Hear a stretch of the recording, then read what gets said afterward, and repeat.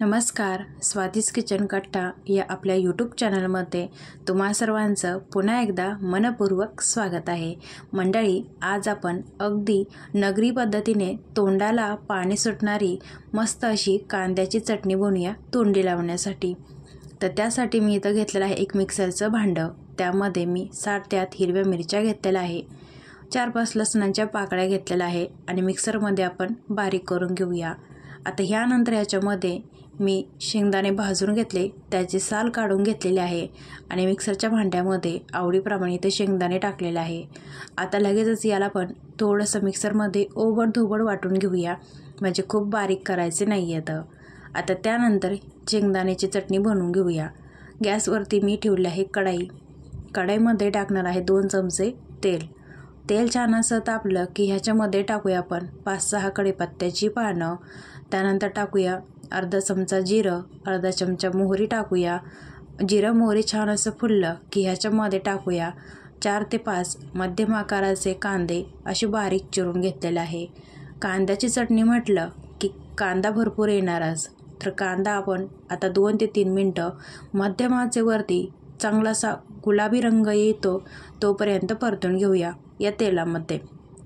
कांदा परतून झाला की याच्यामध्ये टाकूया अगदी पाव चमचा हळद पावडर, ती पण ह्याच्यामध्ये परतून घेऊया। आणि आपण मिक्सरमध्ये जे मिरची, लसूण आणि शेंगदाणे बारीक ओबडधोबड करून घेतलेले होते, आता ते ह्याच्यामध्ये इथं टाकायचे आहे। ते टाकल्यानंतर ह्याच्यामध्ये टाकायचं आहे चवीनुसार मीठ। मीठ टाकल्यानंतर आता आपण छान असं हे पुन्हा एकदा ही चटणी या कांद्यामध्ये छान अशी तेलामध्ये परतून घेऊया। आणि गॅस अगदी स्लो ठेवायचा आहे, मध्ये मंद आचेवरती किंवा मध्यम आचेवरती ठेवा आणि चटणी छान अशी परतून घ्यायची आहे आणि झाकण ठेवायचं आहे। फक्त 1 मिनटं वाफ काढून घेऊया। मस्त अशी आपली तोंडाला पाणी आणणारी मस्त अशी झणझणीत नगरी पद्धतीची आपली ही कांद्याची चटणी तयार आहे आणि हिरव्या मिरचीची आहे। आता याच्यामध्ये टाकूया बारीक चिरलेली कोथिंबीर।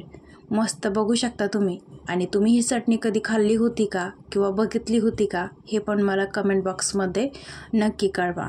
तर मंडळी, दुपारच्या जेवणामध्ये म्हणाल किंवा उन्हाळ्यामध्ये विशेष अशा चटण्या नक्कीच बनवल्या जातात घरोघरी।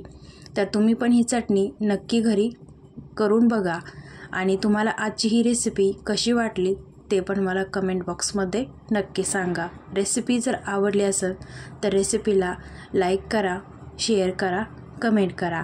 आणि उन्हाळ्यामध्ये म्हणाल तर अशी ही चटणी तुम्ही पण घरामध्ये नक्की करून ठेवा। त्यासोबतच भेटूया अशाच एखादा भन्नाट रेसिपीमध्ये।